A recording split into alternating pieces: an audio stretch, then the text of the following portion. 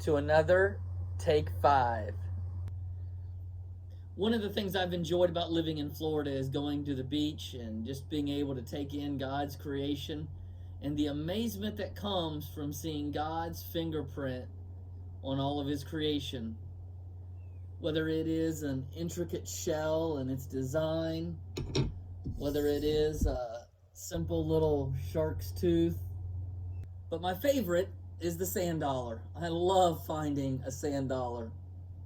And in my devotional reading this week, I came across the legend of the sand dollar. Take a look at this sand dollar as I read it to you. There's a pretty little legend that I would like to tell of the birth and death of Jesus found in this lowly shell. If you examine it closely, you'll see that you find here 4 nail holes and a 5th one made by a Roman spear. On one side, the Easter lily. At the center is the star that appeared to the wise men that led them from afar. The Christmas poinsettia etched on the other side reminds us of his birthday, our happy Christmas tide. Now break open the center and you will release 5 white doves awaiting to spread God's will and peace.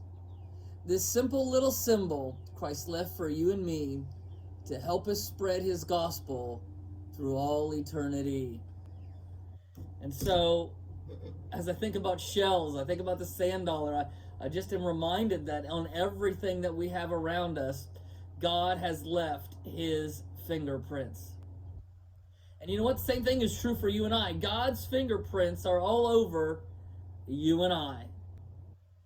Evidence of him can be seen in us. First of all, in the way that we've each been uniquely created.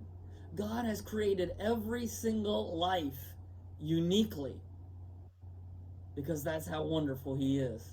The psalmist reminds us of this in Psalm 139 when it says, "You knit me together in my mother's womb.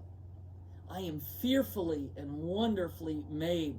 God has created each and every person in a very unique way.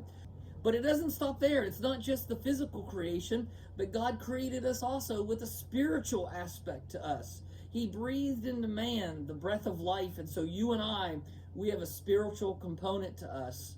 We have a soul that has been designed for fellowship with God. God's handiwork can also be seen in you and I in the life that he has blessed us with.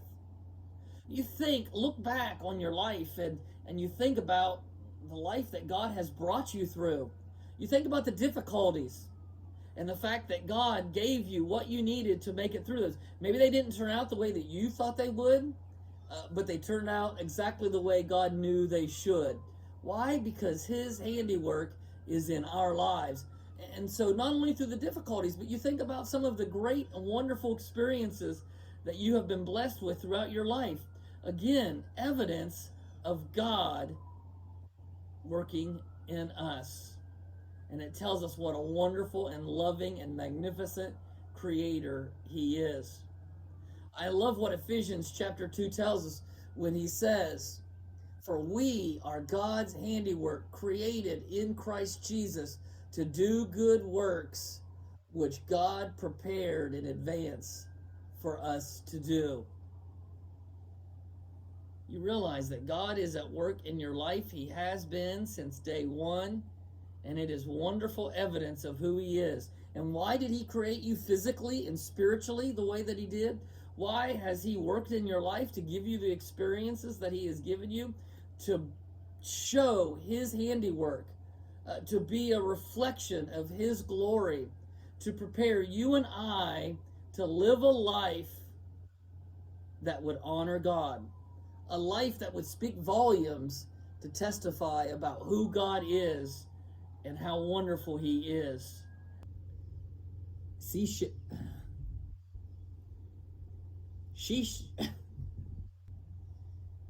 sells seashells by the seashore. The shells she sells are she shells, I'm sure. So if she sells she shells by the seashore, then I'm sure that she sells...